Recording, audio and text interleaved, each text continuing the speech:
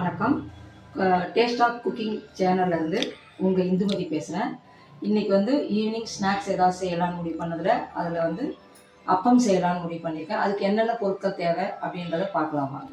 தேவையான பொருட்களை தான் இங்கே வச்சுருக்க பாருங்கள். இது ஒரு ஆழாக்கு அரிசியும் 2 டீஸ்பூன் உளுந்தும் ஒரு 4 மணி நேரத்துக்கு முன்னாடி ஊற வச்சேன். அதை அரைச்சி வச்சுருக்கேன், நைஸாக அரைச்சி வச்சுருக்கேன். இப்போது நெக்ஸ்ட்டு தேங்காய் பல் வச்சுருக்கேன், பல்புலாக கட் பண்ணி வச்சுருக்கேன். இது ரவை, இது கோதுமை மாவு, இது ஏலக்காய், உப்பு, வெல்லம் 300 கிராம்.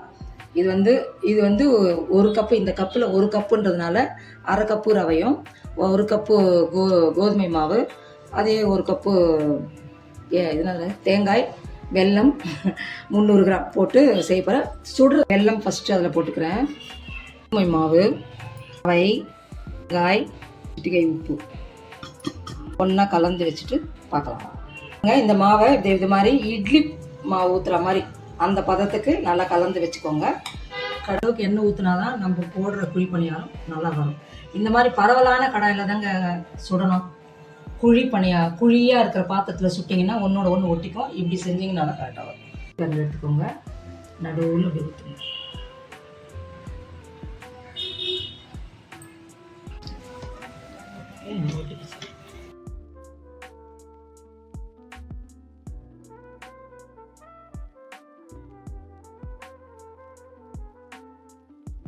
ரொம்ப நல்லா வந்துச்சுங்க. அதே மாதிரி அழகாகவும் இருந்துச்சு பார்க்குறதுக்கு. இதே மாதிரி இதே அளவுகளோடு நீங்கள் செஞ்சு பார்த்துட்டு எனக்கு கமெண்ட்டில் சொல்லுங்கள்.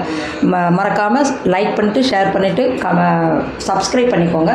பெல் பட்டனை கிளிக் பண்ணி வச்சுக்கோங்க. நாங்கள் போடுற வீடியோக்கள் உங்களுக்கு தொடர்ந்து வந்துக்கிட்டே இருக்கும்.